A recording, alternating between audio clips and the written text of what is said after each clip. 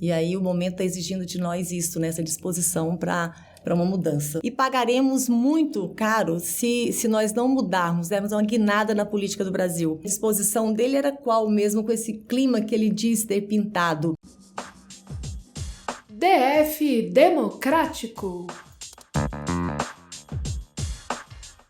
E é isso aí, eu sou Vinícius Borba e estamos começando aqui o quadro DF Democrático, dialogando sobre esse período eleitoral, esse momento que o Distrito Federal está vivendo ainda com o segundo turno e também conversando com algumas personalidades de Brasília, assim como hoje estamos aqui com Rosilene Correia, ela que é professora, foi também candidata ao Senado Federal pela Federação Brasil da Esperança e vai estar dialogando com a gente um pouco hoje sobre como é que foi essa aventura eleitoral, esse processo tão bonito da classe trabalhadora organizada, né? Você que tem uma caminhada sindical como professora aqui no Distrito Federal, Rose, e também contar pra gente um pouquinho como é que tá sendo aí esse momento das eleições. Esteja à vontade, o microfone é seu. Oi, Vinícius, e oi para todo mundo que está nos acompanhando. Então, primeiro dizer da honra, né, que foi para mim, e eu gosto sempre de recuperar o professorinha, que aí um certo jornalista, nem sei se era jornalista, né, até me esqueci o nome da pessoa, que se referiu a mim como professorinha de uma forma bem pejorativa. E da honra que foi para essa professora poder ser candidata ao Senado, e é isso, sair do movimento sindical, de uma construção, claro que muito da minha categoria, sou o resultado do que a minha categoria me permitiu ser, né, e foi me fazendo ao longo desse período, mas que vai para além disso, ser representante da classe trabalhadora. E aí, ser a representante da frente foi de uma honra enorme. Andar pelo Distrito Federal, conhecer gente, olhar nos olhos dessas pessoas, especialmente aquelas que buscam acreditar, buscam esperança nos olhos dos políticos e das políticas. Isso mexeu muito comigo, sabe? Pode ter certeza que isso, se eu já tinha isso comigo, isso fez com que eu assumisse uma responsabilidade muito maior, assim, de compromisso, de lealdade com essas pessoas. Eu fico sem entender como é que alguém pode despertar a esperança nas pessoas e depois dar as costas, né? Então, porque você sente isso, sabe? O olhar das pessoas para você, elas enxergam em você algo melhor para a vida delas, a possibilidade de receber algo que possa melhorar a vida delas. E aí, lamentavelmente, nós temos hoje dentro do Congresso e também no Executivo, Brasil afora, especialmente na Presidência da República, pessoas que se utilizam dessa fragilidade e necessidade dessas pessoas, né, despertam isso nelas e, na verdade, depois não correspondem. Muito pelo contrário, né? Ocupam esse espaço para fazer exatamente o inverso, que é piorar a vida delas, maltratar, tirar direitos, tirar dignidade, como a gente está vendo aí, famílias e famílias morando pelas ruas. E aí, por que eu topei ser candidata? Porque essa realidade me incomoda muitíssimo. E aí, o momento está exigindo de nós isso, né? Essa disposição para uma mudança, para reconstruir isso, para recuperar essa dignidade para as pessoas. Então, claro que passar por esse processo foi de um aprendizado gigante, assim, para a minha vida. Pode ter certeza que de campanha mesmo foram poucos dias, mas que isso vou levar para a minha vida toda. Então, uma baita experiência, muita honra para mim. E é isso, não podemos dizer que houve derrota, muito pelo contrário, 356.198 votos são muitos votos numa conjuntura dura que a gente vive no Distrito Federal. Então, meu agradecimento mais uma vez por aqueles que acreditaram e ousaram fazer essa caminhada comigo. Isso mesmo, mas a gente teve aí uma vitória complexa aí, né, de Damares Alves, um dos personagens que tem protagonizado alguns episódios bem absurdos ultimamente, né, Rosilene? A gente já ouviu relatos recentes de Damares falando com completa irresponsabilidade sobre processos de crianças que estariam sendo sequestradas e levadas para situações de abuso no norte do país, uma situação em que ela, enquanto ministra dos Direitos Humanos e da Família, né, uma ministra que teria, a princípio, informação privilegiada sobre os fatos, então ela vai e traz um fato desse vezes, de repente, ela vai a público dizer que não era bem assim. Só que ela usou um fato absurdo, falando de abusos de crianças dramáticos, mas dentro de uma igreja cheio de famílias, cheio de crianças, com dados que ela nem tinha sequer provas, não era baseado em investigações, não era baseado em fatos nenhuns. Ao mesmo tempo, a gente teve um presidente da República que vem falar que pintou um clima com meninas de 14, 15 anos aqui na região de São Sebastião, no Distrito Federal, minha comunidade, por sinal. Uma situação ofensiva, grosseira, e a gente vê que, infelizmente, esse lado que supostamente seria conservador dos bons costumes, na verdade, usa de absurdos, de coisas extremamente grosseiras que atentam contra a consciência humana, inclusive, das pessoas. Como é que você vê nesse momento um presidente que fala que pintou um clima com meninas dentro do próprio estado do Distrito Federal, meninas, inclusive, em situação de refúgio, em situação de vulnerabilidade? Que precisa, na verdade, ele poderia ter feito um comentário lamentando e anunciando providências, né? Para mudar essa realidade, se é que fosse esta a realidade verdadeira, o que não é. Quando você fala, acho que a gente falar que é irresponsabilidade de alguém que foi eleita senadora da República e fazer isso, irresponsabilidade é algo muito suave para a gente definir, né? Acho que isso é de uma postura muito leviana, desrespeitosa para com as pessoas, para que ela estava falando, inclusive, porque ela estava se dirigindo, né? Primeiro, dos absurdos, e se esses absurdos fossem reais, é isso, que providências foram tomadas. A gente chegou a comentar, se arrancam os dentinhos dessas crianças, quem é que está arrancando esses dentes? São dentistas? São os odontólogos formados, assim, são profissionais da área de saúde que estão cumprindo com essa tarefa. Então, é um negócio monstruoso demais para ser verdade, inclusive, apesar de um mundo tão cruel que nós estamos vivendo. Agora, é lamentável que você tenha na presidência da República quem você espera que é a maior autoridade do país e ter uma postura, e que não é a primeira vez, né, Vinícius? Nós acho que é bom que a gente se lembre. Outro dia eu até gravei um vídeo e falava, quando a gente acha que ele já chegou no seu limite, ele ainda se supera. E com o presidente da República tem sido isso. A cada dia ele consegue se superar com algo mais absurdo, mais desrespeitoso para com a população de modo geral. Então, quando ele se utiliza daquele termo e acha que porque as meninas humildes em São Sebastião, né, na periferia, ele nem me lembra o termo que ele usou para se referir à cidade. E aí ele fala que estavam arrumadinhas para quê, né? Para fazer programa ou para... Então, assim, ele literalmente... Ele pintou um clima, né? E aí ele diz que até pintou um clima que ele volta.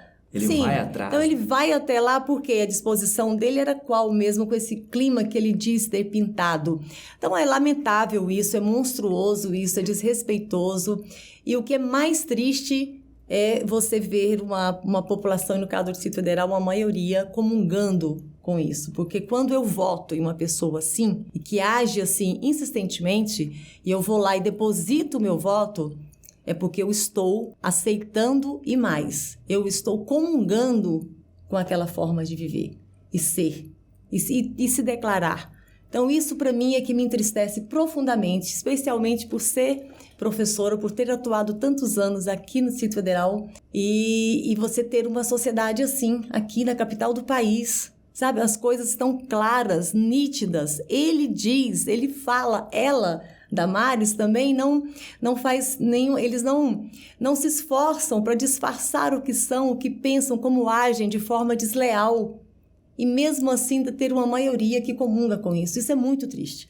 Mais do que o que os dois são é saber que milhares estão comungando com isso. É isso. E isso também se expressa nos dados e também se expressa depois nas ações de direcionamento de orçamento, né? Você estava falando dos dentinhos e lembrando um aspecto, eu me lembrei agora que recentemente foi publicada a questão de uma cidade onde o orçamento secreto de Jair Bolsonaro chegou, não é? Em que esse orçamento ele não tem rubrica direcionada, você não sabe quem são mais as autoridades responsáveis. Por quê? Porque Bolsonaro mandou um decreto legislativo justamente direcionando o orçamento sem indicar quem são as pessoas responsáveis. Aí fica muito fácil de cometer corrupções, né? E a gente já tem casos acontecendo. As cidades onde foi direcionado o dinheiro para extração de milhares de dentes de pessoas. Tipo, diz que... Maior que a população da cidade. Maior do que a população da cidade, a ponto de chegar um orçamento para odontologia que aquela cidade não precisa, né?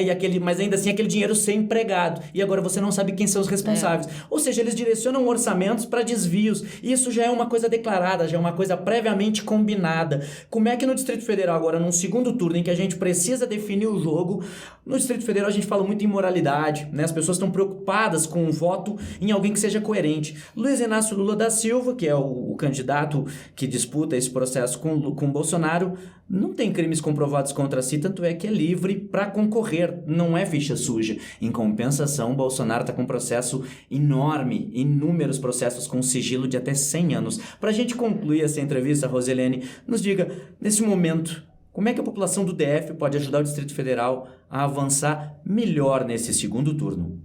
Primeiro eu acho que a gente precisa fazer a leitura de que mundo estamos falando, que país estamos falando, e sairmos dessa coisa do antipetismo ou antibolsonarismo. Acho que o que nós estamos vivendo é muito grave e pagaremos muito caro se nós não mudarmos, dermos uma guinada na política do Brasil. O prejuízo será gigante para todo mundo, e não estou aqui me referindo só a um prejuízo econômico e financeiro, não. É moral, é ético. A gente vive uma crise ética no Brasil, essa pauta de costumes que está se sobrepondo, a distorção da fé, a utilização da religião, da crença das pessoas para justificar a sua opção na política, isso é muito grave.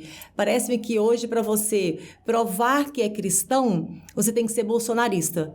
É como se as coisas fossem adversárias, né? Assim, se eu, Rosilene, petista, não sou uma mulher de fé. Não, eu sou também, frequento a igreja, converso com meu Deus todos os dias e pratico e procuro praticar o bem.